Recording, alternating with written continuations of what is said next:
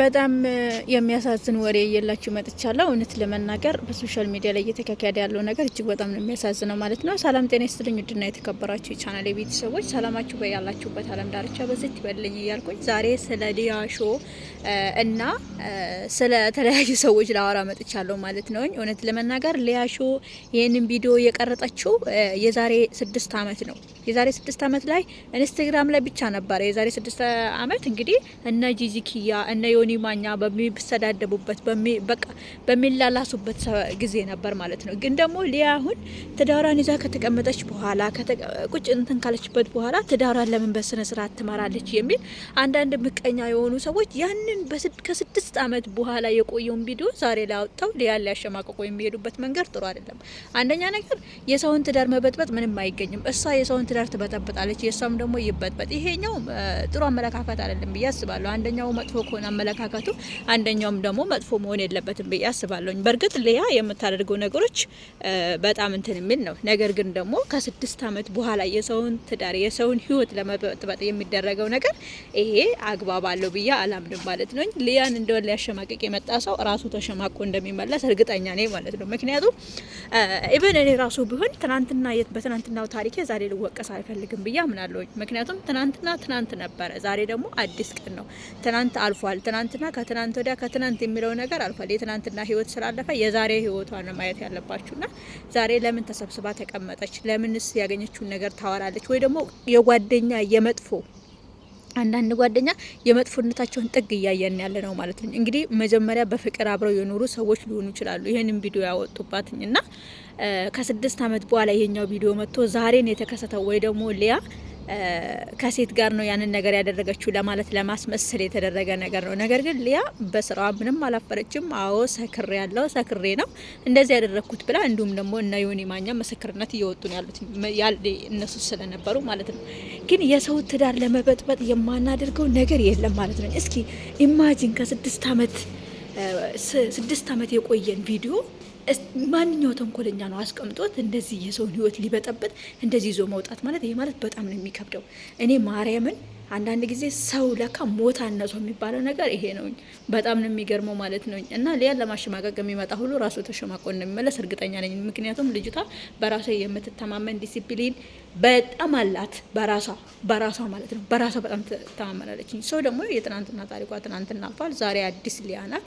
የትናንትናዋ ሊያ፣ የትናንትና ተሳዳቢዋ፣ የትናንትና ባለጌዋ፣ የትናንትና ምኗ ሊያ የለችም። ዛሬ የአንድ ልጅ እናት ከሆነች በኋላ ትዳራን ለመበጥበጥ የምንደረገው ነገር ጥሩ ነው ብዬ አላስብም። ምክንያቱም ነግበኔ የሚባለው ነገር አለ። እንግዲህ አስብ ከ6 አመት በኋላ ሰው እስከ 6 አመት አይደለም ስንት የሞተ ሰው ራሱ ተረስቷል ማለት ነው። ነገር ግን ለተንኮልና የሰውን ቤት ለማፍረስ ሲባል የማይደረገው ነገር የለም። ጂጂኪያም እንዲሁም ማለት ነው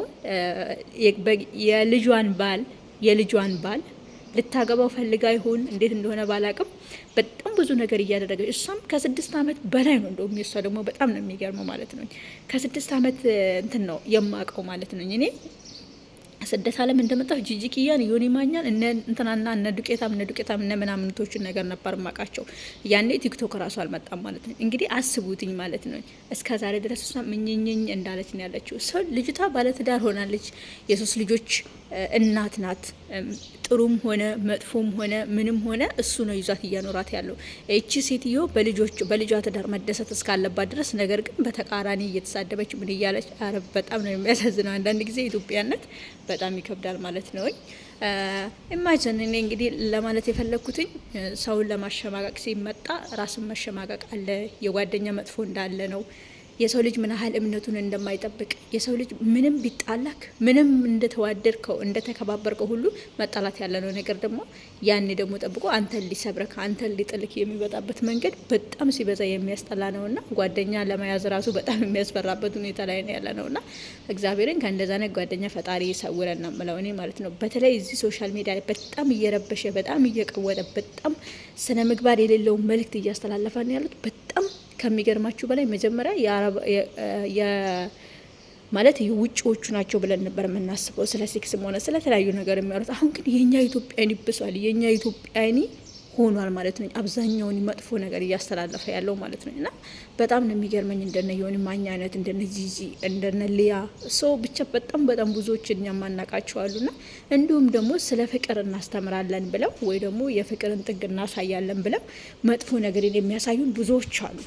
ለምሳሌ ሁሌ የምምላቸው ስለና አብርሽና ስለነ ሩታም እጠቅሳለሁ ማለት ነው። እነሱም መጨረሻው ላይ ትዳር መጨረሻ ላይ መሰብሰብ እንደሆነ ቢያሳዩንም ነገር ግን ከስንት እንትን በኋላ ማለት ይሄ ፈተና ማትሉትም የፍቅር ፈተና ማትሉትም የምን አትሉትም በትዳር ላይ ትዳር መያዝ ብቻ በጣም የሚያስጠላ መልእክት አስተላልፎ በስተመጨረሻ ላይ እንግዲህ መጨረሻቸውን እግዚአብሔር ያሳየን።